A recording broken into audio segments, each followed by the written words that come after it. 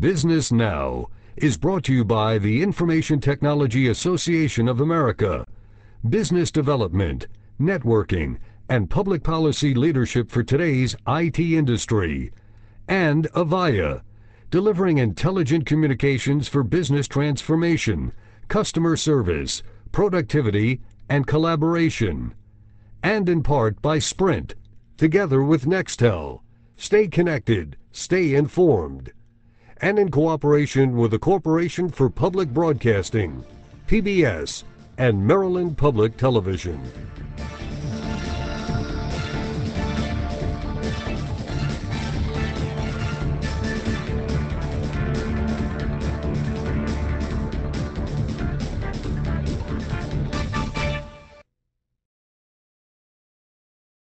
Welcome to Business Now Capital Edition. I'm Gary Neuenberg with another report on how private industry is solving problems for government and at the same time fueling economic growth in the greater Washington-Baltimore area.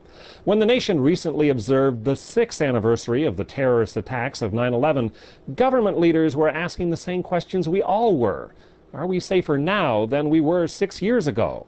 On Business Now Capital Edition today, we'll examine one critical element of our national security and safety: identity management. Those words, identity management, may not be in the forefront of public consciousness, but the ramifications are going to be far-reaching and force big changes in our culture. What's involved in identity management? Everything from more sophisticated driver's licenses to new access credentialing cards, new passports, and biometrics like fingerprinting, iris scans, digital face recognition, and some other fascinating technologies, all of them aimed at real ID while attempting to safeguard individual privacy. The Biometrics Consortium held a conference in Baltimore a few days ago and gave us the chance to look at those new technologies. Also today, we'll examine how the federal government is taking stronger measures not only to keep our personal information secure, but to implement Sarbanes-Oxley compliance regulations. Those are mandated by the Office of Management and Budget as part of the law for federal agencies to improve their overall financial reporting compliance and management of IT risk. To explore identity management in more detail, we've assembled a panel of experts for our Tech Talk Roundtable. Our moderator is the President and CEO of the Information Technology Association of America, Phil Bond.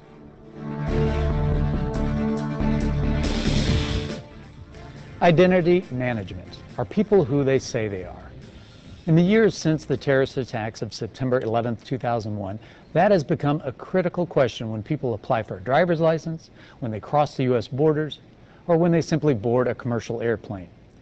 The Department of Homeland Security, in conjunction with other federal, state, and local agencies, is operating a number of programs designed to answer that question. 6 years and millions of dollars later, are we any safer? Will all of those programs work together, or will Americans, hoping for stronger security, have to settle for more ID cards? Are citizens and taxpayers realizing all of the benefits cutting-edge technology has to offer?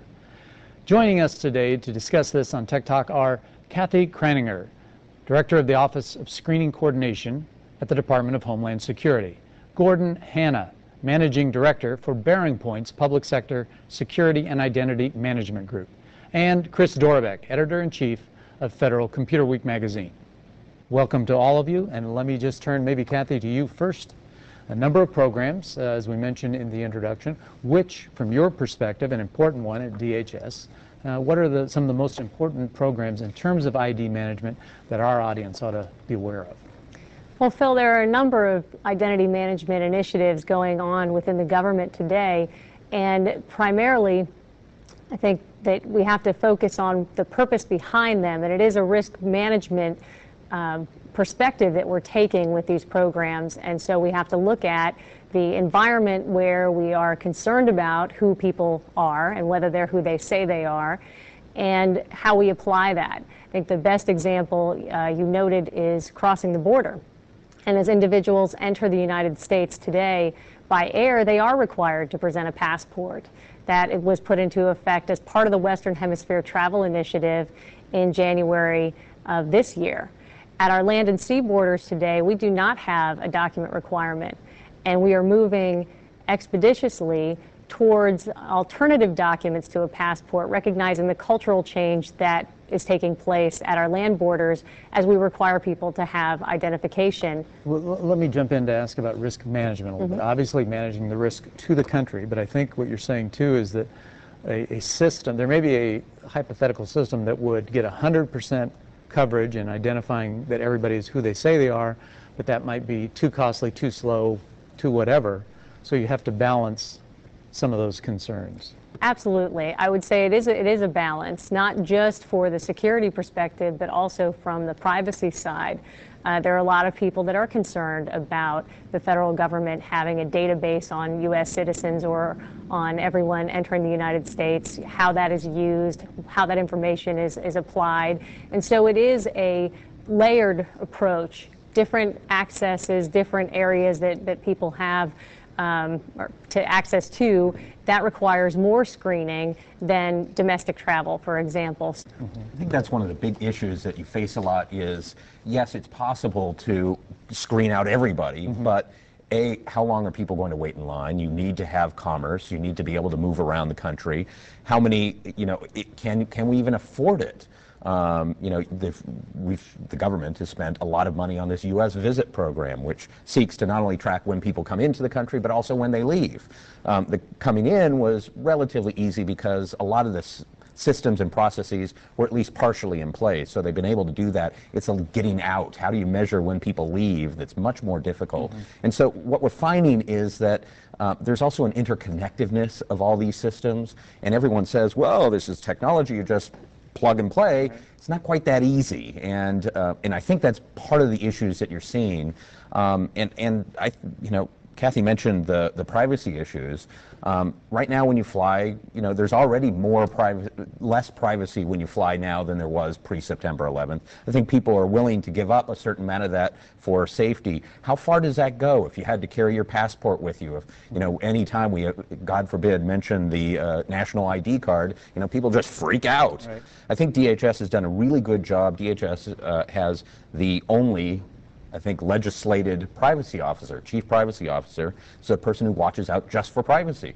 And I think they've done a pretty good job of incorporating privacy issues early on in the process. One of the things we found in implementing these very advanced, I call them old ID cards on steroids types of identity documents, is that it can actually increase the individual's sense of privacy by letting them contain or hold on to the information. I think it's important for our viewers from the Baltimore to Washington area, many who work for the federal government, where there are going to be new ID cards and requirements, to understand that point you were just making, that it actually can give them control and maybe a sense of greater privacy. It does. It lets them control when the documents are essentially presented and read and authenticated, and the confidence that the data is not retained in the systems that are checking them. We're going to see more biometrics, though, presumably?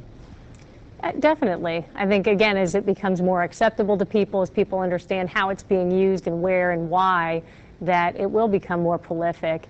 The fingerprint in particular has been a touchy biometric. It's certainly one of the most useful from our perspective because you don't leave your iris at the scene of a crime. Right. And I would add that biometrics by themselves are not a perfect technology. So usually when you're implementing and you want to develop a real uniqueness around either a fingerprint characteristic or a face or an iris, usually the consensus is more is better. So to generate that uniqueness digitally, if you will, it actually takes a greater sampling. One of the real powerful things about what we're looking at, and I think it protects privacy as well, is it's not any one piece. It's fingerprint plus a pin, right, plus a card, so you have multiple layers. And that helps build in not only the defense, but also the protection for you as an individual, that somebody isn't going to just get this data. Recently, on Tech Talk, we had the opportunity to chat with with House Homeland Security Chairman Benny Thompson. He touched on this issue about biometrics and the use of passports and the need for technology to be part of the solution. Let's watch that and respond. We can't just depend on a passport any longer.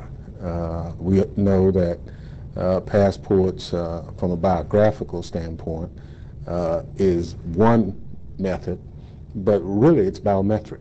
And we either have to do a fingerprint or iris scan, so that we've seen that is the only real way to go. We're trying to get that with U.S.